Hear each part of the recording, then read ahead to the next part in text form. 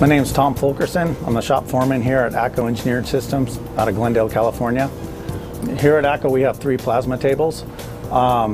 We use the coil feeders on the tables to produce faster metal to our customers. The tables provide one-man operation versus multiple men operations.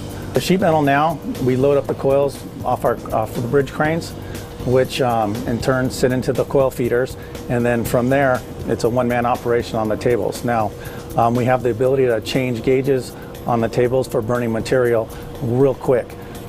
Before we had sheet stock, so a person would have to pull a sheet per gauge, and then handle it onto the table and everything, sometimes taking 2 guys to do that, which we eliminated that by having the coil feeders. Also, we have the ability to put the metal out on the floor to feed the guys faster in the shop with the coil feeders due to the fact that we're not handling all this extra material. There's less scrap factor on the material now.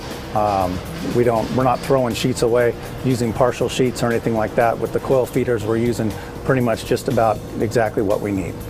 Storage in the shop now with the coils is a lot easier. There's less room in the shop now that we have all the coils, which before when we had sheet stock, you had all the gauges stacked. In between the tables, you'd have 4 or 5 different stacks of metal versus now just a few coils in the feeder. It lasts a lot longer than the sheet stock does.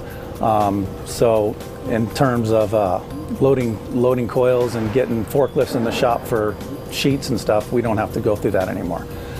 Safety-wise, there's actually less men being involved with material handling. Now, instead of having forklifts drive through the shop and everything, we have a crane that actually brings the coil into the feeders and produces the metal that way.